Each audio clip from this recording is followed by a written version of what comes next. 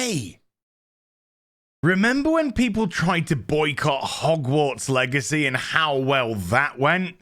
And by well, I mean an absolute failure.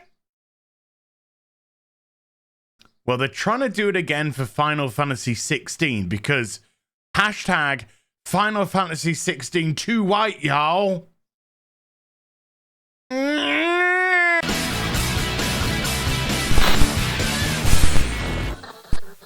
Hi everyone, it's Az here from HeelvsBabyface with a little quickie for you here. Don't want to disappoint the ladies. Here's why some players plan to boycott Final Fantasy XVI. Final Fantasy XVI is releasing June 22nd. That is this Thursday. For everybody, I've already got my collector's edition en route. My steelbook from Amazon. I have resisted temptation to get the other steelbook from... Look, I'm a huge Final Fantasy fan. If you've been following me for any time, this is not news for you. Ever since I played Final Fantasy VII, which was the first Final Fantasy game to come out in the West, or at least in the UK, I was smitten by the franchise. I'd never played an RPG the likes of it. And Final Fantasy VIII, Final Fantasy X, superb games. Absolutely adored them. You know, I like my 9, struggled with 12.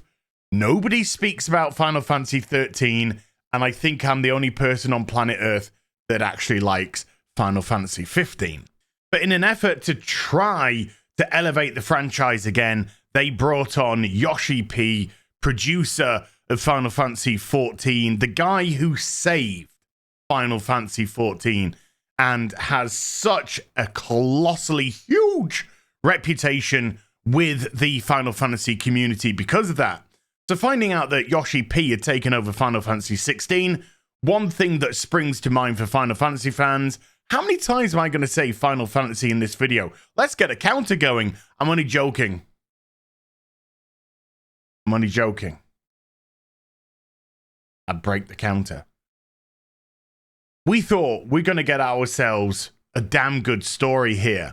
Now, I tried to stay away from the trailers and from the previews and the little snippets right up until the pre-launch event where they announced that they were going to release a 2-hour demo of the game. It actually, if you play the additional bit, could stretch to over 3 hours of gameplay. And when you played those first 2 hours, you realized that this game was going to have an amazing story. Already, and it's up on my channel now, you can go watch it. Already, there were so many little twists and turns, and the characters were very well defined as to what they currently look like they're going to be. So there was a lot of excitement, and this pre-launch event was possibly one of the greatest bits of marketing I've seen in video game history, or at least for a long, long time, because they put their money where their mouth is, and boom, people's reactions to seeing it, especially me when I streamed it, the amount of people just like, I wasn't going to pick this up, but holy hell, having seen this now, I got to do that. Other people were saying, right, this is it. I'm picking up a PlayStation 5 for this game. I've got to. That's marketing. That ain't me. That's the game.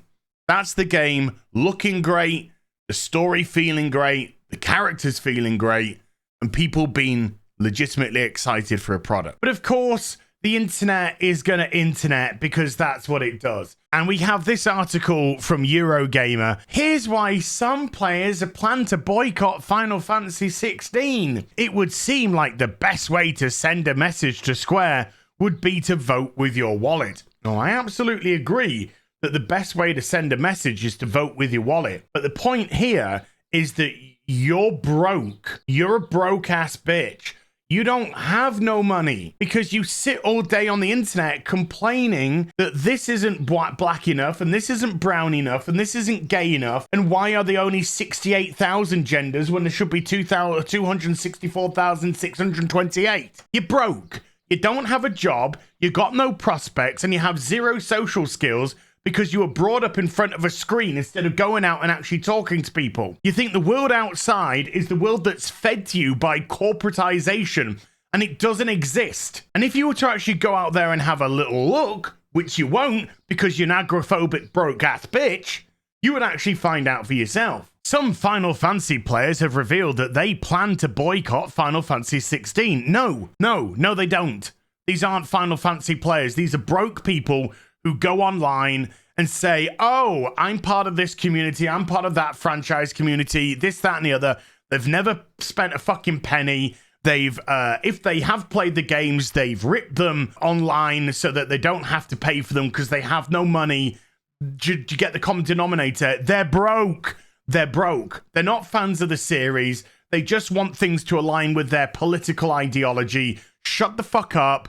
Get outside. Touch some grass. Talk to some real human beings. Learn what the world's truly about. Not this fake universe that you've created on the front of your computer monitor. Last November, Yoshi P addressed the lack of diversity in an interview. So let's have a look at what he said. We simply want the focus to be less on the outward appearance of our characters and more on who they are as people. He said that it didn't fit in with the isolated nature of this realm, which makes perfect sense. The content of somebody's character as opposed to the superficial element of the color or the pigmentation of their skin. But these people don't want depth. They don't want content of characters. They want superficiality. They want color changes. They want sexuality changes. They want gender changes, all the 58,248 that they've actually made up. They don't want to live in a realized world. They want to live, as I've said, in a fantasy world which has been spoon-fed to them by the inclusion and diversity people online while never leaving their monitor, never going outside, never breathing fresh air, never speaking to an actual human being or interacting with a society at all. However, let's go back. In direct response to this, some players are now planning to boycott Final Fantasy XVI. No, they're not. They were never going to buy it in the first place. If you actually saw that 2-hour demo that they put out last week, which was phenomenal. And by the way, already in that demo, there were 2 main women characters in the game who were, both of them looked like they were going to be very interesting characters to develop. Apparently there's not enough women in the game. Whatever. Shut the fuck up. And there was actually 3 women in that trailer that were shown to the audience.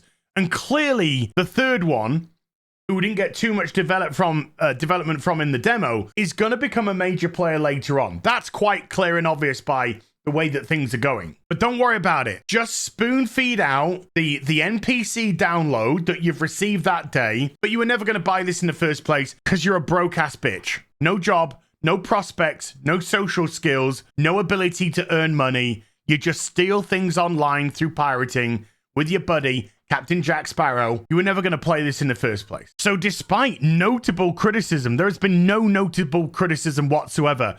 There's been a small, idiotic group of people on Reddit, on Reset Era, wherever, that all they do all day, every day is complain about skin color taking up the wrong one and how many fucking genders there are that given time. They are not in any way, shape or form people to be taken in any capacity seriously. And it's unbelievable that so many corporations curtail to these mentally ill weirdos, because they are mentally ill. We do have a pandemic in today's society, and it's nothing to do with coof or anything like that. It's to do with mental illness and its lack of being treated and instead being promoted and pushed. But I'm sure that has nothing whatsoever to do with the rise of Big Pharma and the rise in autism, with the rise of medications being given to... No.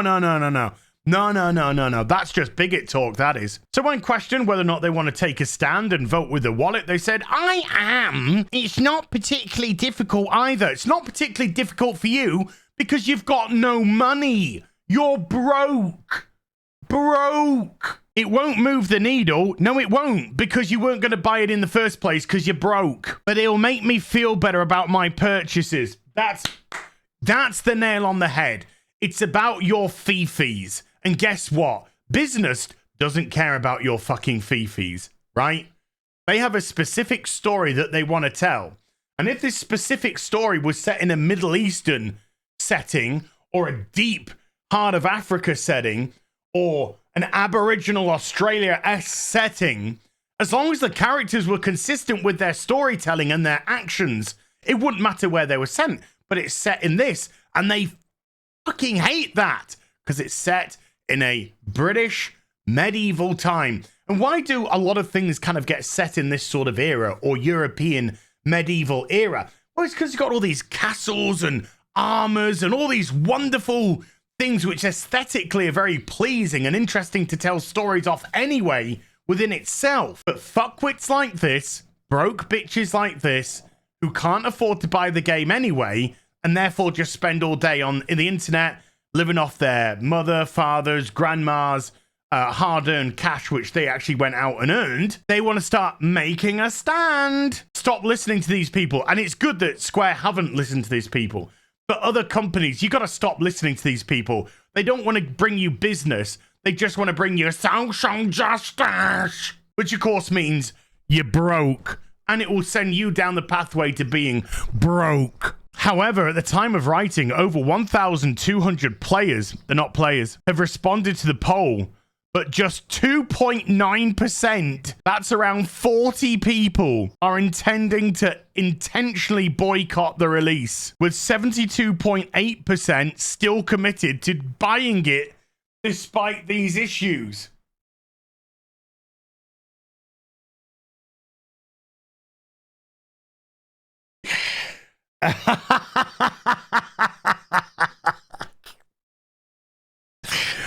Oh, 24.3% poll didn't even plan on picking up Final Fantasy 16 anyway, because they're not Final Fantasy fans in the first place. Not that if you are, you have to buy it, but you get where I'm coming from. No, if I boycotted games due to lack of diversity in terms of characters that look like me, I would have shit to play outside of a few indies. Liar. Liar. Representation for black women in gaming is abysmal. Right now, you have a plethora across the board, and I would say it's even worse for South Asian women, South American women, etc., etc. But if you're a Final Fantasy fan, and let's say you're a Final Fantasy 14 fan because you're a Yoshi P fan, then Final Fantasy 14 Online allows you to create your character the way that you want to create it. Skin color, height, 2 genders, male and female, race, Makote, human, whoever. So saying that you can't see yourself is absolute horseshit. What was the last game to come out from Square? Forspoken, main character, black female. But of course, it's all superficiality. I gotta see myself. I gotta see myself. I gotta see myself. One of my favorite franchises of all time. 2 of my favorite franchises of all time. Behind Final Fantasy, Resident Evil and Tomb Raider. Do I complain about playing Tomb Raider because I'm not playing a white male? I have to play a female? No, not in the slightest. I'm playing Lara Croft. Lara Croft's awesome. That's the character that I want to play. When I'm playing Resident Evil, I'm playing Claire Redfield, I'm playing Jill Valentine, I'm playing Ada Wong, as well as Leon and Chris, etc. Great characters defined by their actions, not the color of their skin or their gender or their sexuality. So take your superficial shite, take your virtue signaling shite, and shove it exactly where I imagine you want it to go. I'll see you in the next video. You take care. Bye for now.